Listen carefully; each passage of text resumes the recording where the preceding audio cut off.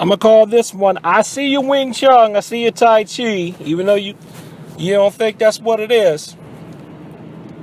I'm not gonna call out the name of the self-defense group or experts, but they're another band of people that trash and criticize and critique traditional martial arts, saying, oh, traditional stuff's no good and blah blah blah.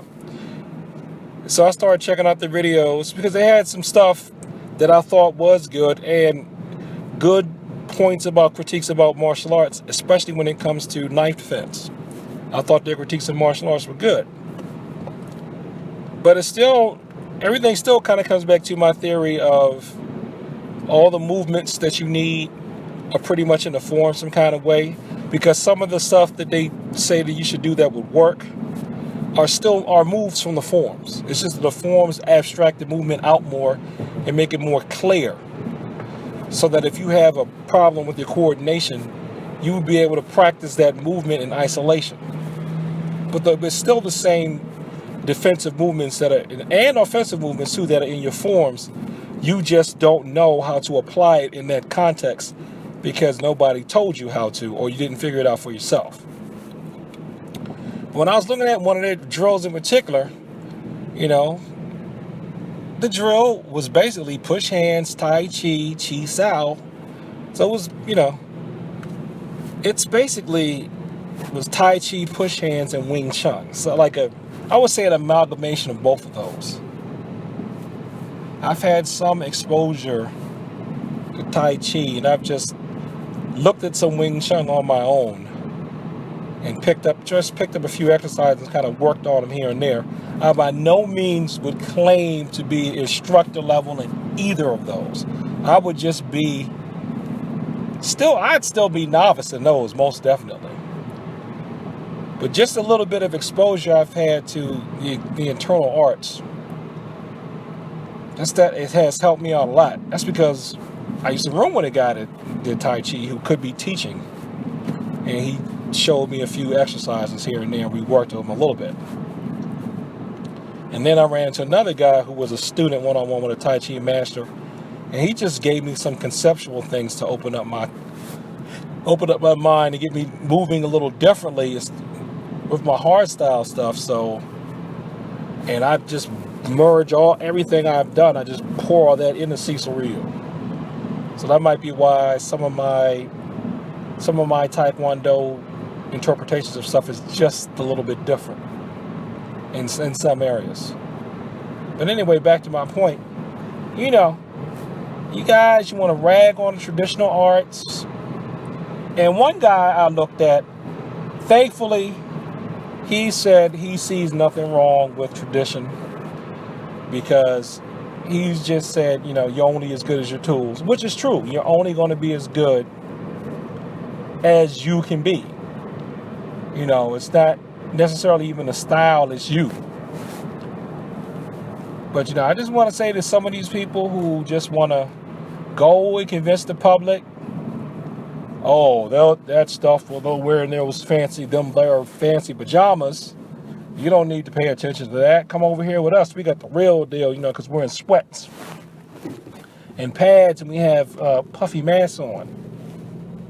So, and we have you constantly, going and moving. So that means that's going to always be the best way to handle a self-defense situation, rather than those just dances and hitting the air.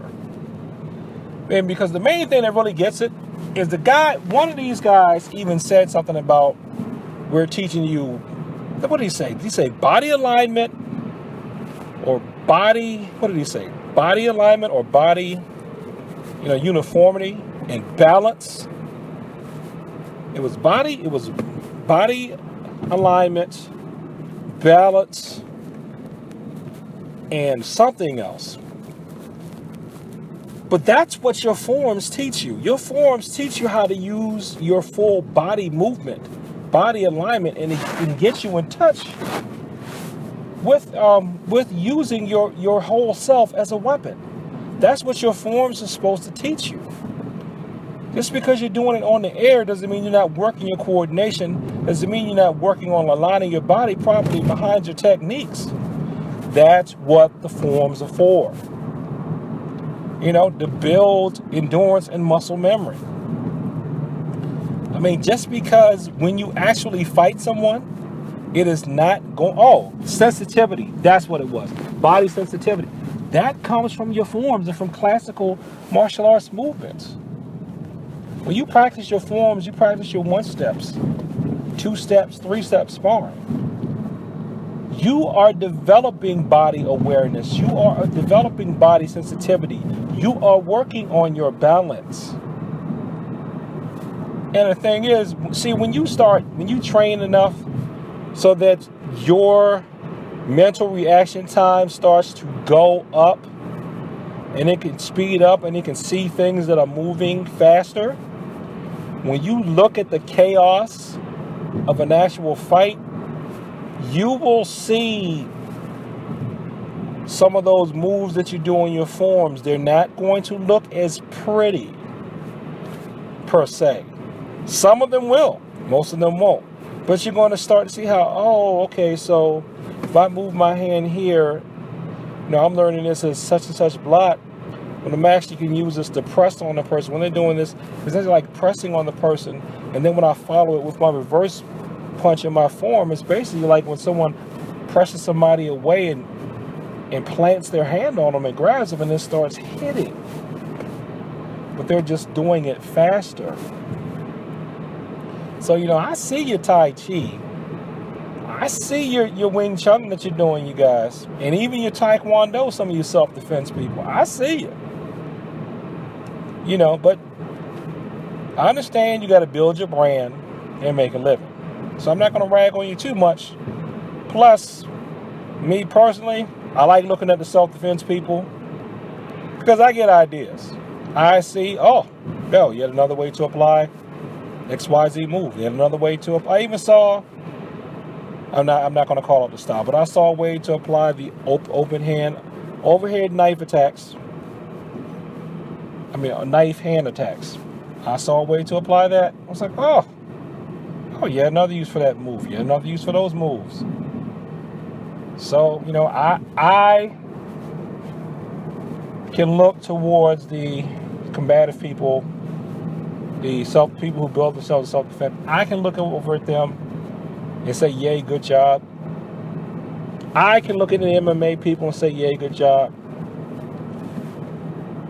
But, you know, I'm not going to directly throw salt on them, but I will throw a little bit of salt and say, come on, you guys, you know you're getting that stuff from TMA. You know you're getting that stuff from traditional martial arts. I see your traditional martial arts over there. So I'm trying to act like that's not what it is. Just because you managed to abstract it and make a drill out of it doesn't mean that the encyclopedia and repository for those techniques is not back here in Shariat Kunye Junbi, Kilsuke Ray, Sijuk, Hajime.